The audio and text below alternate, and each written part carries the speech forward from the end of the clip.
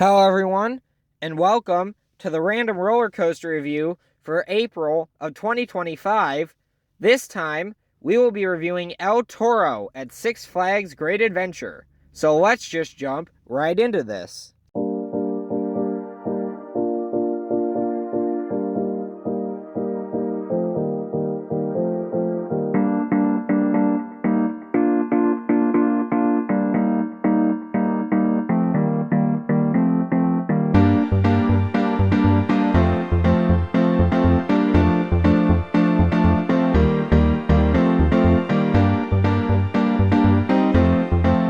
El Toro is a massive Intamin prefabricated wooden coaster.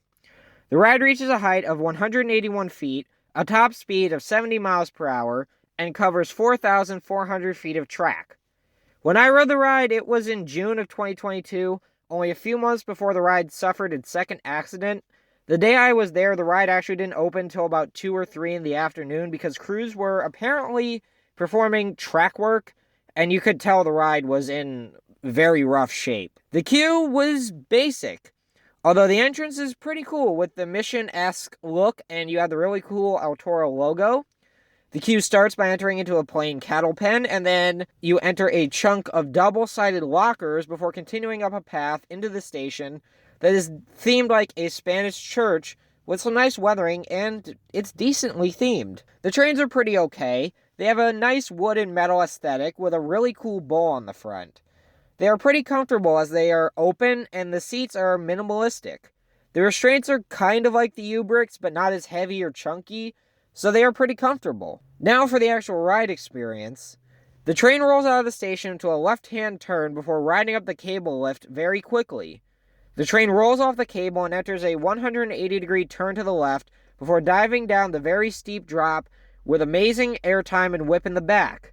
The train then enters two massive back-to-back camelbacks that provide phenomenal flow-ejector airtime on the crests and amazing forces in the valleys. The train then ascends forcefully into what begins like an airtime hill, and at the crest has more phenomenal airtime. But as the train dives down, it banks sharply to the right in a massive downward helix that at the bottom pulls great forces, but was definitely the roughest part of the ride. As the track rises, it banks and turns left before unbanking and diving down an airtime hill that has great ejector. The train then rides over a bunny hop with phenomenal ejector airtime before riding over another bunny hop with more ejector that ends in a powerful upward turn to the left. The train unbanks and rides over another camelback that has the sensation that it's dragging you over while delivering amazing airtime. This element is called the Rolling Thunder Hill. The train then enters a low-to-the-ground serpentine section where the track whips back and forth 3 times, delivering phenomenal laterals and positives. After the third whip, the train enters a powerful turn to the right before riding over a twisted hill with great laterals and airtime before doing one final twisted hill into the brakes. Overall, El Toro is a phenomenal wooden coaster that has some major issues in its lifetime. The ride is the perfect mix of flow ejector and ejector airtime with great positives and laterals. The ride is great, but it was pretty rough throughout when I rode, and that turn, like that first turn after the airtime hills, were horrendous. But I do give the ride some slack though, as it is a very intense wooden coaster, so I didn't expect it to be glass smooth, but that was almost too much roughness. That being said, I did ride it 8 or 9 times in a row without getting out of the train once it opened for the evening.